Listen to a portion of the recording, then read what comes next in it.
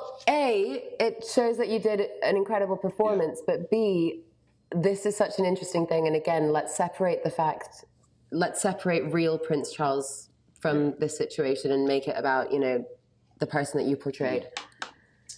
I find it very difficult when people say nasty things about my characters, even if they are nasty. Because it's our job to protect them and it's our job to defend them. And when you're playing them all day long, you have to be okay with their choices because you are making them. You have to justify them in your own mind. So I remember I played a sociopath, and during the whole filming, everyone would keep coming up to me saying, God, your character's horrible.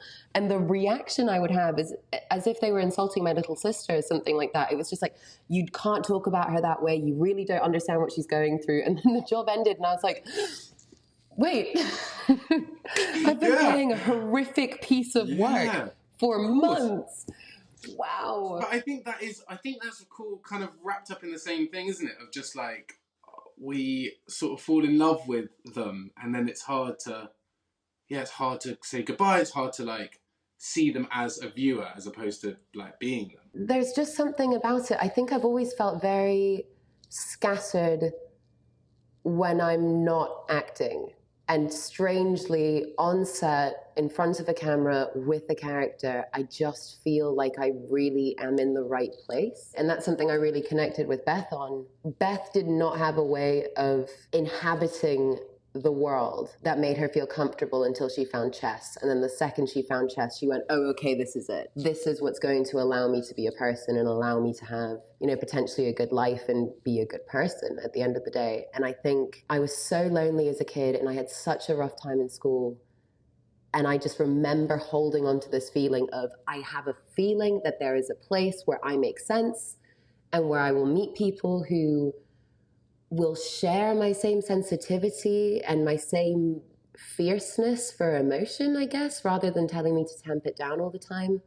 And the first day on set of The Witch, I just said, oh my God, I'm here. Like, it happened. It's real. It's a real place. I can do this. And then, again, that job ended, and I was like, I'm never going to work again. I was so terrible. Was that your first job? Was The Witch your first job? I did a 2-week movie in Bulgaria. So pretty much, I thought movies were made in 2 weeks. So The Witch was my first experience of marks and was amazing. And I find the more jobs I do, the more fascinated I become with filmmaking in general. How involved were you in not just in the costume stuff, but with like the whole process of Queen's Gambit? So independently, Scott, the writer, director, producer, and Daniel Parker, the makeup artist, and I, independently, all three of us decided that she needed to have red hair. And that was cool that we had all kind of come to it together. And then Daniel and I would spend a lot of time looking at references because we were like, okay, we need to age on screen. How do we want this to work? And let's be very, very specific about it. Because what I love about filmmaking is it is a visual art. So if you're not using everything at your disposal to tell the story, even if it is subconscious for the audience, it does land. Like, you do get there.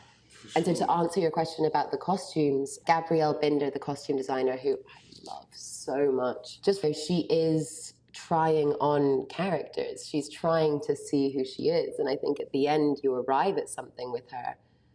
But everybody does that. And I do think there's an element of the reason why people have connected so much with Beth is I do think a lot of people have Beth in them. I think that sense of loneliness, that sense of trying on lots of different skins to be more acceptable in some way, or trying to fight against the demons in your own head. I think people connected with her because they got to see her grow and they got an understanding of her in that way. And I think clothes were a big part of that. How do you keep track with such a vast, because you basically did play the whole life, which is insane. Honestly, that's one of, again, you know me, Josh. I am not an organized, I am a very messy, all over the place person everywhere apart from set.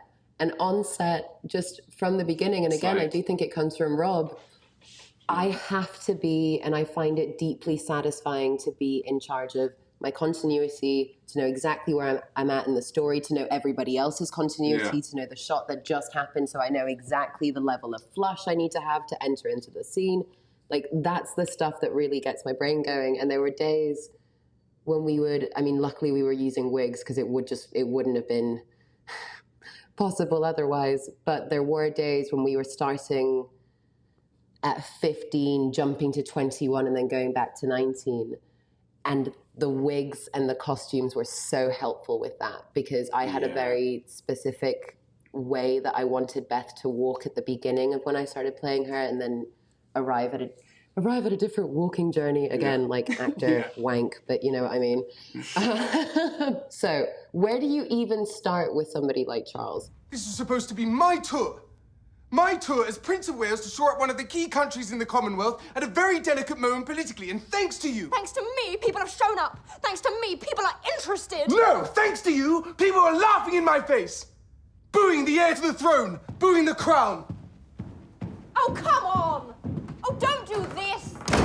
Do you remember the first time that you did the voice? Were you by yourself? Yeah. Was it scary? In my room, years ago. No, I actually, the voice is a kind of funny thing, because I had a weird, so first of all, I had quite a weird relationship with, well, not relationship, but like a weird introduction to playing Charles, because I'd just had a really, like a pretty rubbish year, actually. I'd just done this, a film had come out, God's Own Country, which had done really, like, had lots of success in the kind of indie film world. A little film. And that kind of like had this great success. And in the same way as the kind of when The Witch came out, there's that thing of like, you know, a new filmmaking voice that everyone got very excited about. And it was a breakthrough role for me.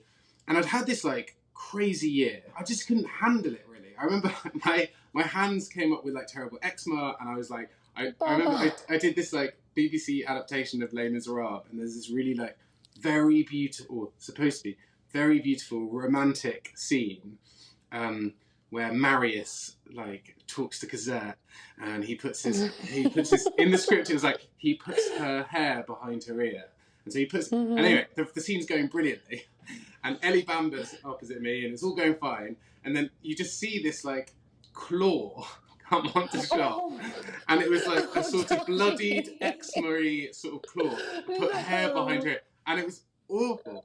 Anyway, so the reason I say that is because that was my year. And I was like, do you know what? I was going through something. I was finding it really hard. And I get this phone call in Belgium when I'm doing Les Miserables from my agent saying they're doing another season of The Crown. The first two had come out and I'd watched them. And Vanessa Kirby, who is a great friend of mine, I'd watched it for her and she was amazing. And I got this phone call being like, will you come in for Charles? And I was like, no way. Absolutely not. I was like, there's not a chance. And I was expecting it in a weird way, because I thought, well, I've got ears, that'll play, you know, my advantage.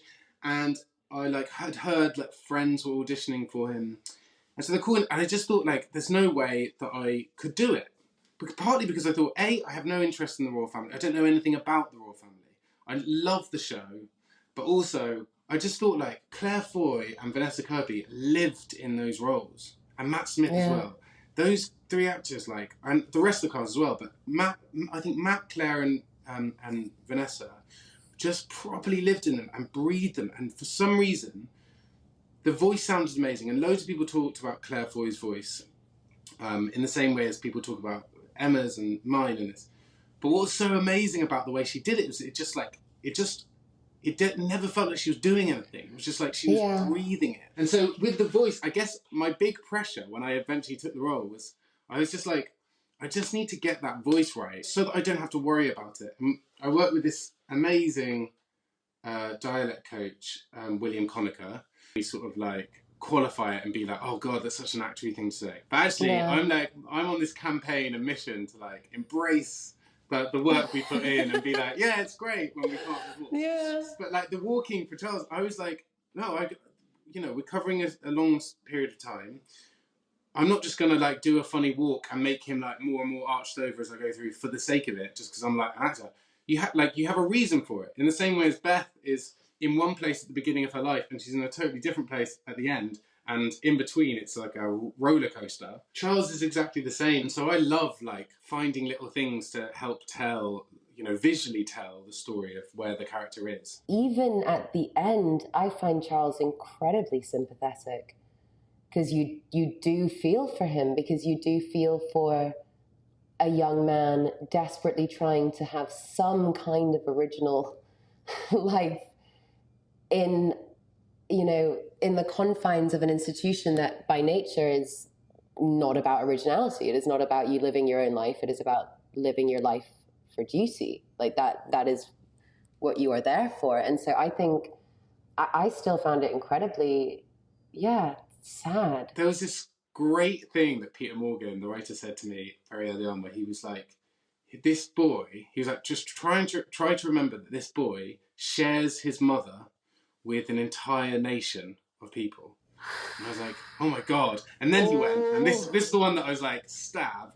He said, so he shares his mum with an entire nation. And then he's like, and also, in order for his life to start taking meaning, his mum has to die. And it's like, that's insane. It's like a terrible affliction on some young kid.